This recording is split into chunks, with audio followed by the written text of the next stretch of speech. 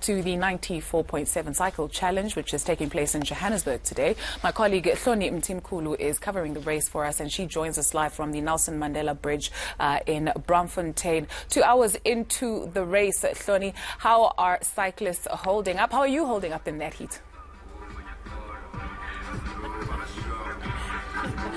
Well, it's not as hot as I expected it to be, and actually on the other side of the Nelson Mandela Bridge it is still a bit windy, and we saw that some of the barriers were moving away because of the wind. But on this side, we're at the bottom of the Nelson Mandela Bridge, just next to the Blue Street taxi rank. It is a bit hot, but not too much yet. But we are seeing now that the cyclists are starting to come through in their numbers. I've seen a few hand cyclists come through, a few of the tandem cyclists as well have come through, which because of the staggered times have started later than the 5:30 time for the elite finishers.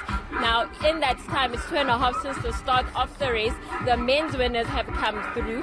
Interestingly, the time is slightly slower than last year's time. Daryl MP won last year's race in a time of 2 hours 13 minutes. But from what I can see, from what I can gather on the 94.7 on the 94.7 cycle challenge Twitter account, they did come through a bit later. Team BCX taking the first 2 positions there. So things are, I hope, starting to heat up a bit.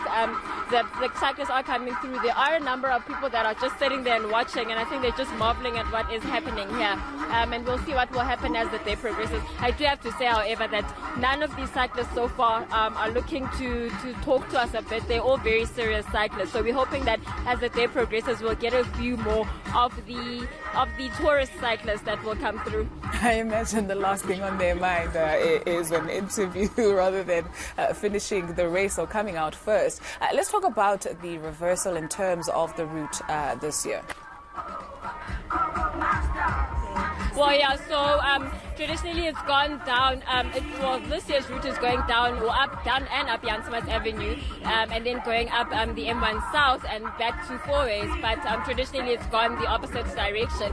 And I think part of the reasoning for that is that there were a few hills towards the end of the route that were a bit hard. So I think organizers decided that they wanted to switch it up. But also besides that, I think that they're just trying to give it a different feel as well to what is the standard route. So obviously now it has affected the timing.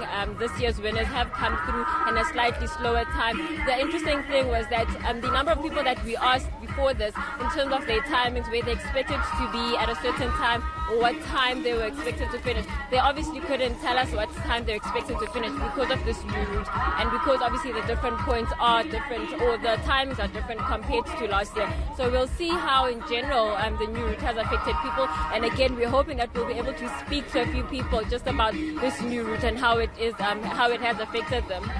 Thank you very much, Hloni Mtimkulu, out in Braamfontein for us, keeping an eye on developments at the 94.7 cycle challenge.